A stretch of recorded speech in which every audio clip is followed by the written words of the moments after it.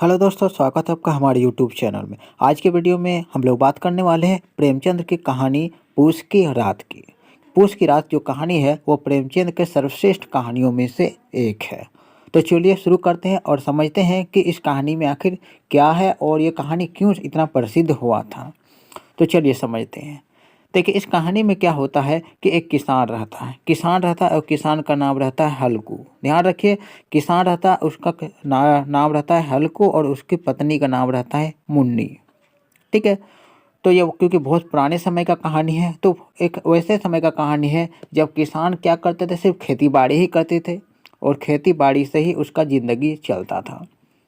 और वही एक समय था जिस समय क्या करते थे, किसानों का अगर पैसा का कमी होता था तो वो क्या करते थे, साहूकारों से। क्या होता था कि गांव के जो बड़े बड़े पैसे वाले लोग होते थे, साहूकारों से पैसा उधार लेते थे। ठीक है। और साहूकारों से पैसा उधार लेते थे और उनका पैसा और उन पर ब्याज बहुत ज़्यादा देना पड़ता था। कई बार को किसानों के बहुत ज़्यादा हालत ख़राब हो जाती थी क्योंकि उसका ब्याज कभी ख़त्म नहीं होता था। ज़िंदगी भर ब्याज चलते रहता था। ब्याज की दर भी काफ़ी ऊंचा था। लोगों को समझ में नहीं आता था, किसान लोग उतना पढ़े लिखे नहीं थे, समझ में नहीं आता था। साहूकार लोग थोड़ा थोड़ा जानकारी रखते थे, बड़े अच्छे खासे किसानों को लूटते थे। तो वही चीज़ इस कहानी में थोड़ा सा बताया गया। चलिए देखते हैं। इस कहानी में क्या रहता है कि किसान रहता है हल्कू। वो घर आकर अपनी पत्नी मुन्नी से कहता है, क्या कहता है कि घर में जो रुपये रखे हैं उसे लाओ, सहना आया है उसे दे देता हूँ ताकि उससे पीछा छूटे। हल्कू जाता है अपने पत्नी मुन्नी से जाकर कहता है कि जो घर में पैसे रखे हैं वो पैसे मुझे दे दो, सहना आया है। सहना जो होता है, सहना से उसने पैसा उधार दिया था, तो वो सहना पैसे मांगने के लिए घर आया हुआ है। तो हल्कू अपनी पति से कहता है पैसे दो, उसे देना है। और क्या करता है, उसकी पत्नी जो रहती है मुन्नी, वो घर में 3 रुपया जमा करके रखी होती है। और 3 रुपया जमा करके क्यों रखी होती है, तो बोल कहती है कि जब जो पूस की रात होती है, जो ठंड की रात होती है, तो ठंड की रात में क्या होता था, रात को भी किसान को खेत में रहना पड़ता था, रखवाली करना पड़ता था कहीं जानवर ना चढ़ जाए। तो मुन्नी कहती है कि हमारे पास पैसे नहीं है। देखिए, पैसे नहीं है, 4 रुपये की बात कर रहे हैं, या 4 रुपया मुन्नी के पास था। कहते कि 4 रुपये पैसे बचा कर रखे हैं। वो भी रखे हैं किस लिए, कंबल खरीदने के लिए। ठीक है, कंबल खरीदने के लिए रखे हैं ताकि तुम ही जब खेत में रहोगे रात को पूछ में, तो ठंड से बचाव होगी। ठीक है, कड़कड़ाती ठंड में बचाव होगी।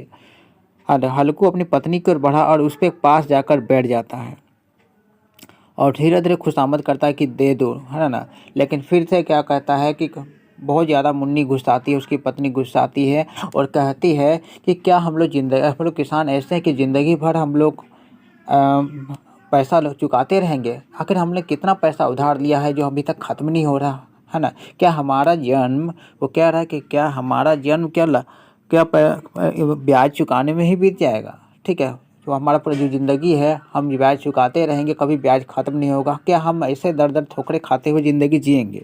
अपने पति हल्कू से कहता है कि तुम ये खेती बाड़ी छोड़ दो और तुम मेहनत मजदूरी करने लगो।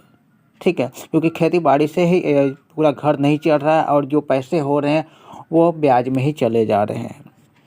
तो हल्कू बहुत समझाता है मुन्नी को, अगर पैसे नहीं देंगे हम सहना को तो सहने बहुत गाली देगा। ठीक है, बहुत ज़्यादा गाली देगा। तब मुन्नी बड़े दबे स्वर में, बड़े हल्के मूड पे कहता है, उसका मूड थोड़ा खराब चेंज हो जाता है। फिर क्या करता है, वो जो घर में पैसे रखे थे कम्बल खरीदने के लिए, वो पैसे वो हल्कू को दे देता है। हल्कू वो पैसे सहना को देता है जिससे वो उसने पैसे उधार दिए थे। ठीक है, आगे क्या होता है, आगे यहाँ से आप लोग लिटरेचर को पढ़ लीजिएगा, मैं सबको समझा दे रहा हूँ आप लोग को। ठीक है, तो ये वो कहता है ना अपनी पत्नी को कि मेहनत मजदूरी करो, खेती बाड़ी से उतना पैसा नहीं हो रहा है कि हम लगान या फिर उसका ब्याज दे सके, इसलिए मेहनत मजदूरी करने को कहता है। ठीक है, आगे देखते हैं कि समय बीतता है और समय के बीतने के बाद क्या होता है, पूस की कड़कड़ाती सर्द रातें आ जाती है। पूस की जो रात होती है वो ठंडी रात होती है और ठंड के दिनों में भी किसानों को खेत में रहना पड़ता है, खेत में अपनी फसल का पहरेदारी करना होता है। ठीक है, तो वही चीज़ होता है, हल्कू को भी अपने खेत की पहरेदारी करना होता है। ठीक है, फसल लगा हुआ है खेत में, तो हल्कू के साथ कौन जाता है, तो उसका कुत्ता जाता है। ठीक है, और उसको कुत्ता जाता है, कुत्ता का नाम रहता है क्या, जबरा। ठीक है, हल्कू और उसका कुत्ता जबरा दोनों रात को जाता है पहरेदारी करने के लिए। ठीक है, तो बहुत कड़कड़ाता हुआ ठंड था, ठंडी ठंडी हवाएं चल रही थी, इतनी ठंड हवाएं चल रही थी कि हल्कू को बर्दाश्त नहीं हो रहा था। और उसने क्या हो रहा था, एक पुराना जो होता है कंबल तो था नहीं, कोई पुराना एक चादर ओढ़ के था। और एक इतनी कड़कड़ाती ठंड को एक चादर रोक नहीं पा रहा था। ठीक है, तो कुत्ता भी उसके पास गया हुआ था हल्कू के साथ खेत में हल्कू और जो उसका कुत्ता जबड़ा रहता है वो बड़ी मशक्क़त करता है ठंड से बचने के लिए, है ना। उन लोगों के लिए बहुत मुश्किल हो रहा था उस ठंड की रात को काटना। ठीक है, तब हल्कू इतनी ठंड में सोच रहा होता है कि हम इतना मेहनत मजदूरी करते हैं खेत में, इतने ठंड में रहते हैं खेत में, लेकिन हमें उतना आमदनी नहीं होता है। ठीक है, उसके अलावा हम इतना मेहनत करते हैं और अमीर लोग क्या करते हैं, जो पैसे वाले लोग होते हैं वो हमारे मेहनत को चूस लेते हैं। तो यही चीज़ हल्कू सोचता है खेत में और अपनी गरीबी को कोसता है।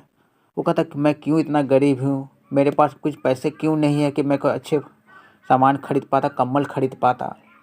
कंबल खरीदने के लिए पैसे नहीं है तो पुरानी चादर ओढ़ के हैं वो। ठीक है, फिर क्या होता है कि इतना ज़्यादा ठंड रहता है, तब क्या करता है हल्कू कुछ दूर जाकर सूखी सूखी पत्तियाँ इकट्ठा करके लाता है, सूखे पत्तियों में आग जलाता है। तो आग से उसमें थोड़ा गर्माहट फील होता है, तो वे लोग थोड़ा अच्छा महसूस कर रहे होते हैं। लेकिन आग भी कितना देर रहेगा, आग जब तक था तब तक उन्हें अच्छा लग रहा था, लेकिन आग ख़त्म होने के बाद वही ठिठुरने लगे दोनों। तो हल्कू क्या करता है कि चादर ओढ़ के सोने का प्रयास करता है, लेकिन इतनी ठंड हवाएं चल रहती है कि हवाएं जैसे मानो कि सुई चुभा रहा हो, उसका शरीर में सुई चुभ रहा हो, ऐसा ठंड हवाएं महसूस हो रहा था उसे। ठंड जाने का नाम ही नहीं ले रही थी, है ना। यानी कि होता क्या है कि बहुत मुश्किल से उसके लिए वो ठंड की रात कट रही थी हल्कू के लिए, वो पूस की जो रात थी बहुत मुश्किल से कट रही थी। ठीक है, लेकिन होता क्या है, थोड़ी देर बाद क्या होता है, सिमट कर हल्कू क्या करता है, सोने का प्रयास करता है, सिमट कर सोया हुआ है। लेकिन कुछ देर बाद क्या होता है, थोड़ा थोड़ा नींद आने लगता है, सोने का प्रयास करने लगता है। ठीक है, हल्कू सोने का प्रयास करता है, लेकिन क्या होता है कि खेत से कुछ आवाज़ें आने लगती है। ऐसा महसूस होता है कि कोई जानवर खेत में घुस गया है, लेकिन हल्की तो चादर ओढ़ के सोया हुआ है, वो उठने का उसमें हिम्मत नहीं है। तो उस दौरान क्या होता है, उसका जो कुत्ता रहता है जबड़ा, वो क्या करता है कि खेत में जाकर भौंकने लगता है, बहुत ज़्यादा भौंकने लगता है। भौंक करके उस जानवरों को भगाने का प्रयास करता है, क्योंकि उस सही में उसके खेत में नील गायों का झुंड घुस चुका था। बहुत सारे नील गाय घुस चुके थे और धीरे धीरे करके पूरा खेत चर रहे थे। खेत से आवाज़ें आ रही थी, लेकिन हल्कू को उतना हिम्मत नहीं था कि वो उठ करके जाके नीलगायों को भगा सके। वो चुपचाप सिकुड़ कर सोने का प्रयास कर रहा है और कुत्ता वहाँ पर भौंक रहा है। कुत्ता इतना बार बार भौंक रहा है कि भौंक भौंक कर थक गया, लेकिन हल्कू अपनी जगह से उठा नहीं कि वह नीलगायों को जाके भगाए। ठीक है, उतना हिम्मत नहीं होता है। जानवर के बहुत सारा आवाज़ें आती है। ठीक है, लेकिन क्या होता है कि थोड़ा देर बाद इसको समझ में हल्कू को यह आ जाता है कि धीरे धीरे मेरा खेत ख़त्म हो रहा है, जानवर मेरे खेत चर रहे हैं।